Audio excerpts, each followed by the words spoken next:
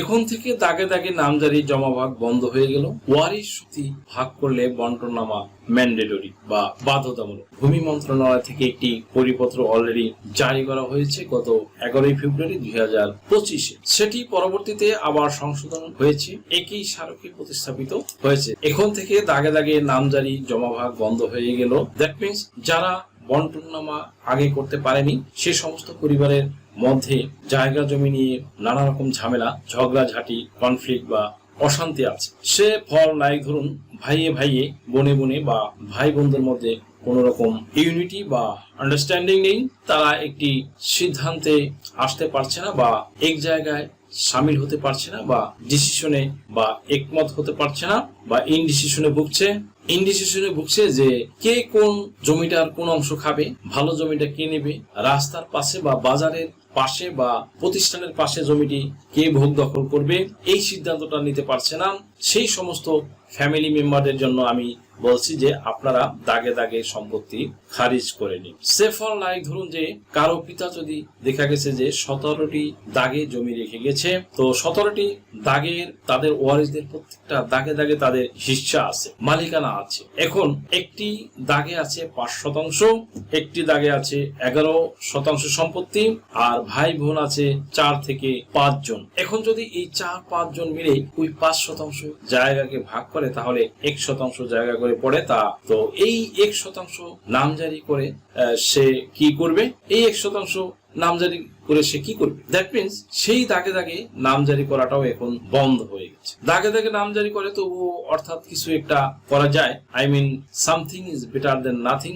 বাংলায় বলে নাই মামার চেয়ে কানা মামা ভালো। দ্যাট মিনস মন্দের ভালো আর সেফল লাইক যেমন ধরুন যাদের সম্পত্তি বেশি, এক দাগে হয়তো 100% রয়েছে, তিনি হয়তো 20, 22 বা 25% পেল, তিনি হয়তো এক করতে পারতো। বাট এখন কিন্তু তাও করা যাবে না। বন্ধুরা, কেন করা যাবে না সেটা আপনাদের পরিষ্কার করে দিচ্ছি। হয়তো জানেন কিংবা জানেন না যে ভূমি মন্ত্রণালয় থেকে একটি পরিপত্র অলরেডি জারি করা হয়েছে গত 11 ফেব্রুয়ারি 2025-এ। সেটি পরবর্তীতে আবার সংশোধন হয়েছে, একই স্মারকে প্রতিস্থাপিত হয়েছে। সেটার মধ্যে বলা হয়েছে যে যৌথভাবে যদি ওয়ারিশরা সম্পত্তির নামজারি করতে চায় তাহলে এটি আইনসিদ্ধ হবে।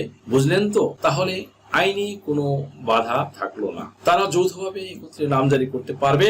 সেখানে হিস্সা লিখে দিবে, কার কত হিস্সা সেই অনুসারে। বাট প্রবলেমটা হচ্ছে দ্বিতীয় নাম্বারে, সেখানে বলা হচ্ছে যে যদি কোনো ওয়ারিশ তার অংশ, দ্যাট মিনস ধরুন উনি যতটুকু ভোগ করছেন অ্যাটলিস্ট ততটুকু ভোগ করেন, ততটুকু যদি কোনো একটা দাগে বা একটা দাগের অংশ কোনো একটা অংশে যদি তার অংশটা আলাদা জমা ভাগ করতে চান খাজনা দেওয়ার উদ্দেশ্যে, তবে কিন্তু বন্টননামা দলিল লাগবে, রেজিস্ট্রি সহ কিন্তু সেই বন্টননামা দলিলটা কিন্তু লাগবে। আচ্ছা, তাহলে তার মানে কি যখনই আপনি জমা ভাগ করতে যাবেন তখনই কিন্তু মামলা নাম্বার লাগবে। তার মানে হচ্ছে আপনি যখন প্রত্যেক দাগে দাগে সম্পত্তি ভাগ করতে যাবেন ওই হোল্ডিং থেকে পুরাতন হোল্ডিং ভেঙে অন্য হোল্ডিং এ যাবেন, সেই দাগে দাগেই হোক আর প্লটে হোক বা যে কোনো একটা প্লটে হোক, সেটা কিন্তু বন্টননামা ছাড়া যাওয়া যাবে না। এজন্যই বন্ধুরা আমি বললাম যে বন্ধ হয়ে গেছে দাগে দাগে নামজারি, দাগে দাগে নামজারি করা কিন্তু বন্ধ হয়ে গেছে। এতে পাবলিকের একটি হ্যারাসমেন্ট বেড়েছে। বাট বন্ধুরা, এতে আমি একটি সুদূর প্রসারী পরিকল্পনার আভাস পাচ্ছি এবং সেটা আছেও বটে। মনে রাখতে হবে যে যখন একটি পরিপত্র জারি করা হয় তার পিছনে অনেক চিন্তা চেতনা থাকে।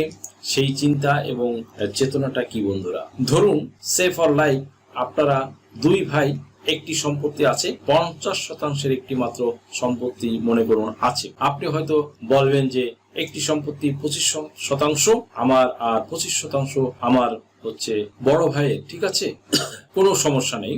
সেটা মনে ধরুন খারিজ হয়ে গেছে, আপনি নেই, বড় ভাইও নেই, মানে সবারই তো একদিন যেতে হবে, সম্পদ তো গ্রাজুয়ালি হস্তান্তর হতে থাকবে, এটাই পৃথিবীর চিরন্তন নিয়ম। আচ্ছা, তখন দেখা গেল যে একজনের পক্ষ থেকে বা একজনের উত্তরাধিকারীরা বলল যে ওইখানে তো আমাদেরও অংশ আছে, যেমন ছোট ভাইয়ের যে তরফ বা উত্তরাধিকার। আপনার কি ভিজিট ভিসা বা স্টুডেন্ট ভিসা বা সার্ভিস ভিসার জন্য ফিনান্সিয়াল এফিডেভিট প্রয়োজন? Sponsorship affidavit, relationship affidavit, support affidavit, asset valuation, property valuation এছাড়া অন্য সকল ধরনের এফিডেভিট নিতে আজই ডায়াল করুন 01724583880 নম্বরে। বা সন্তানেরা বলল যে বড় ভাই যে অংশের কথা বলা হয়েছিল, তারা বলল যে ওই পাশে তো আমাদেরও সম্পত্তি রয়েছে, বলার কারণ হতে পারে তখন যখন বড় ভাইয়ের যে জায়গাটা ওই আলাদা, ওই এলাকায় দ্রুত এবং বেশি পরিমাণে ডেভেলপ হয়ে গেল, ওই এলাকাটা অনেক ডেভেলপ হয়ে ওখানকার ল্যান্ড ভ্যালু, মার্কেট ভ্যালু অনেক রাতারাতি দেখা গেল যে অনেক বৃদ্ধি পেয়ে গেল। ওইখানে হয়তো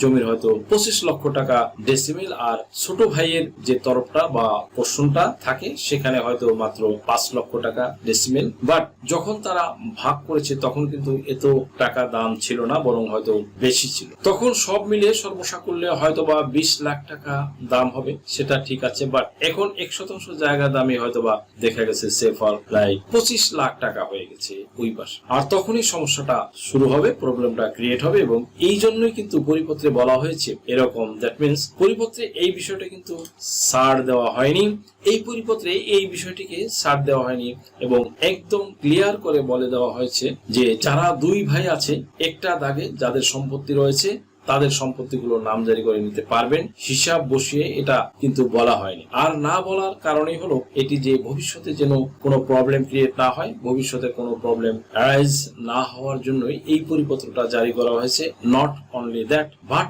অলসো স্পষ্ট করে ক্লিয়ারলি জারি করা হয়েছে। দ্যাট মিনস আপনি দাগে দাগে করেন আর আপনি একটি প্লটে করেন, আপনাকে বন্টননামা আবশ্যিকভাবে ম্যান্ডেটরি করতে হবে। এটা একটি এই পরিপত্রের কিন্তু একটি মূল কথা। আরেকটি বিষয় আমি আপনাদের অ্যাকনলেজমেন্ট করে বা মেসেজ দিয়ে নোটিফাই করে রাখি বন্ধুরা, এটা ভবিষ্যতে পরে গিয়ে মিলিয়ে নেবেন। হয়তো দ্রুত সময়ে এই ঘটনাটা ঘটে যাবে যে আপনার পূর্বপুরুষদের যে যার সম্পত্তি আপনি বা আপনারা ভাগ বন্টন করেছেন, যদি ধরেন আপনি জমির ওয়ারিশ হতে জমি পেয়েছেন এবং আপনারা নামজারি করেননি কিংবা নামজারি বলে আপনারা খাজনাও দেননি, তাহলে কিন্তু লট অফ কনফিউজড, অনেক ধরনের জটিলতার সৃষ্টি হবে। আপনি আটকে যেতে পারেন, আপনার সম্পত্তিটি কিন্তু লক হয়ে যাবে, স্থগিত হয়ে যাবে আপনার হোল্ডিংটি। বন্ধুরা, আপনাদের জন্য এই যে দুর্দান্ত এবং দুর্বার একটি নিউজ বা এই যে মেসেজটা কিন্তু আসেনি, বাট আমি আপনাদের লক্ষ্যে দিয়ে রাখলাম। এই নামজারি না করার কারণে